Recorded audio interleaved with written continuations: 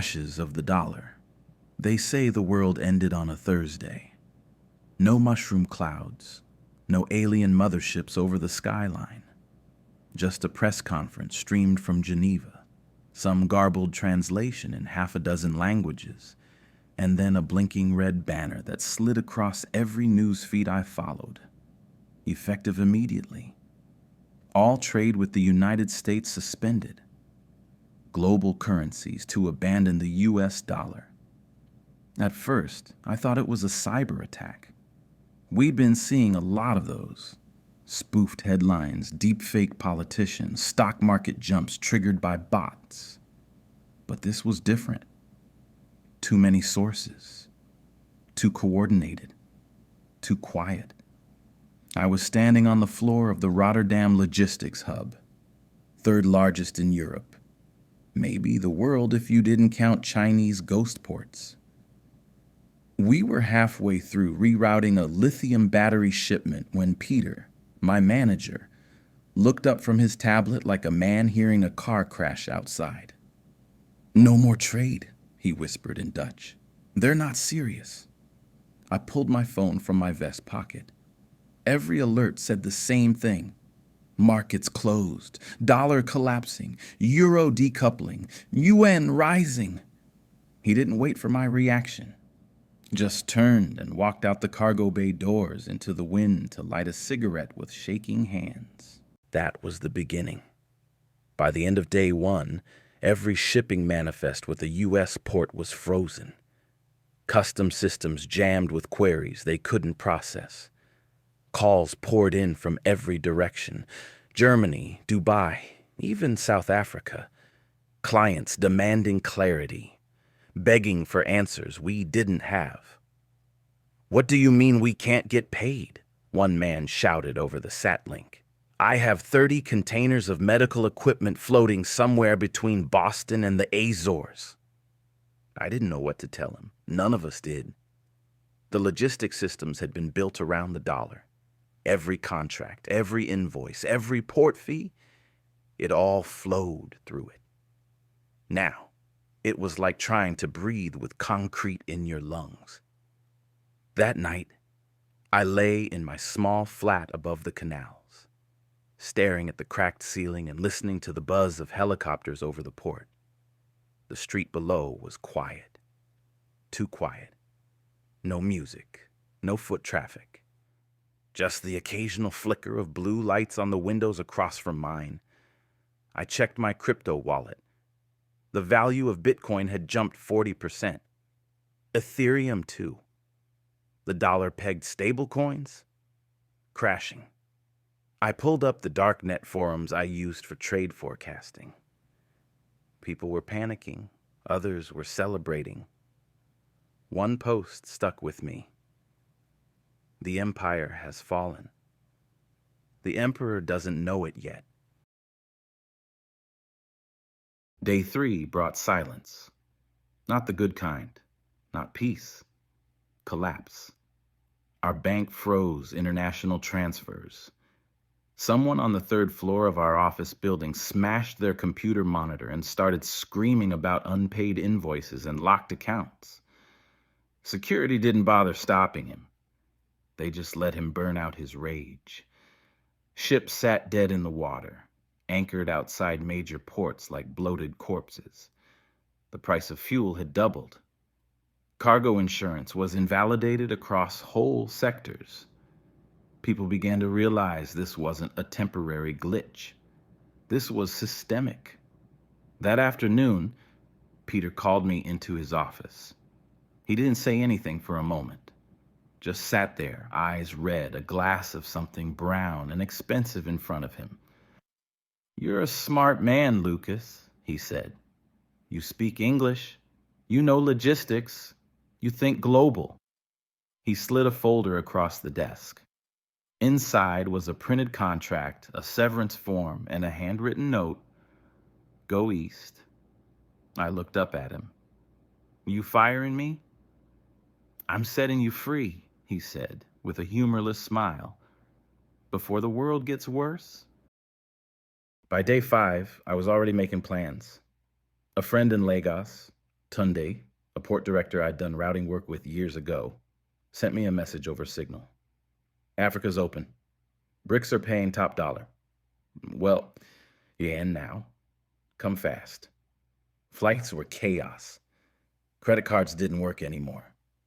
You needed crypto, or foreign cash, or barter.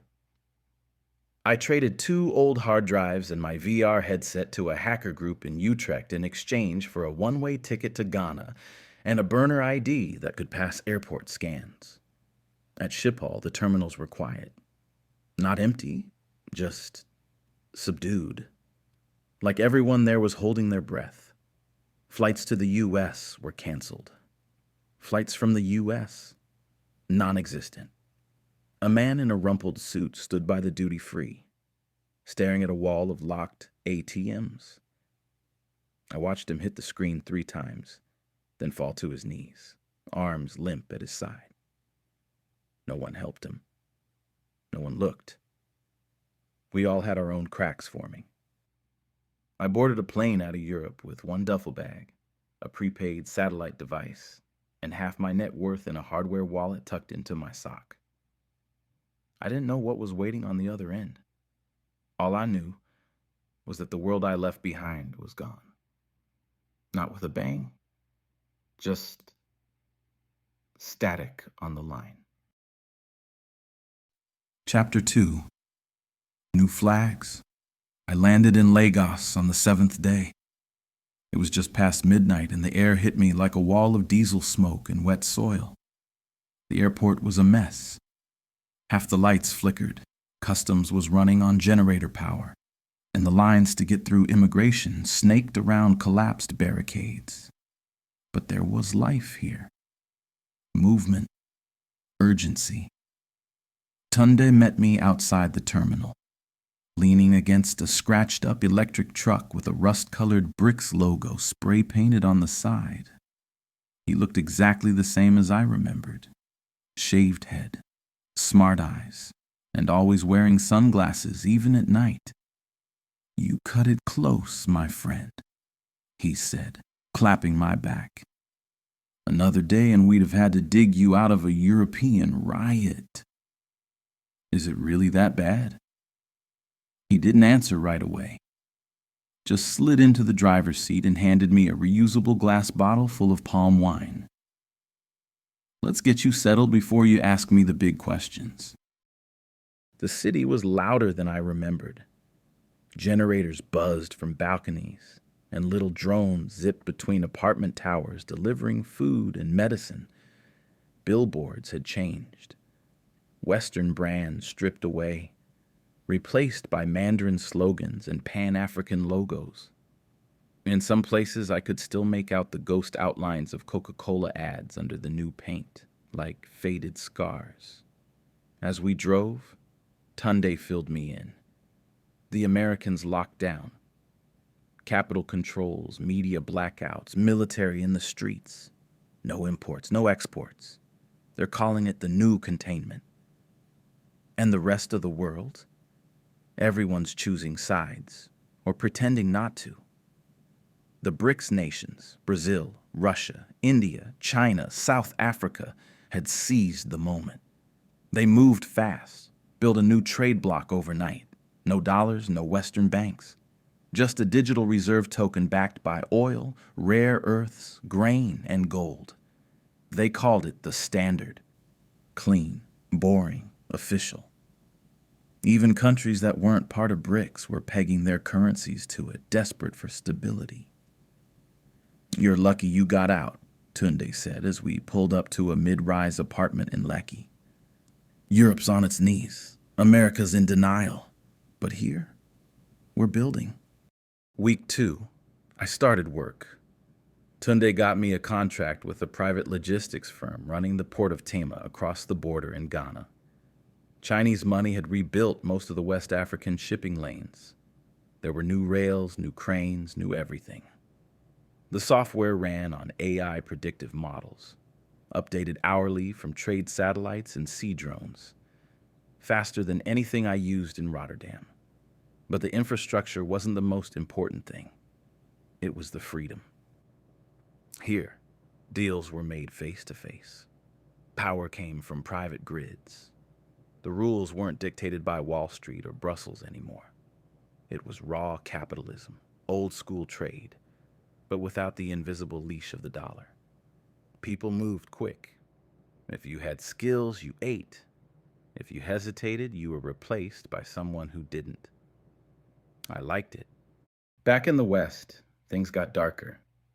We were still getting video leaks, satellite feeds, smuggled phone footage, pirate radio reports.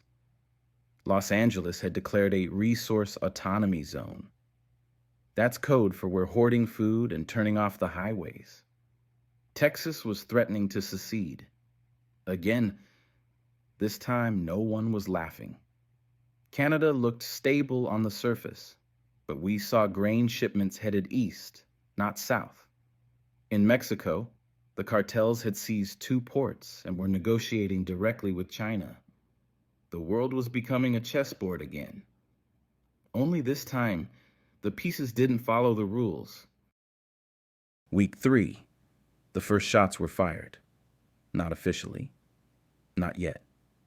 But we saw the signs. A U.S. surveillance drone was shot down over the Taiwan Strait. The Pentagon denied it. China published footage the next morning. The wreckage floated on open water, tagged with a naval serial number and thermal imaging from a carrier satellite.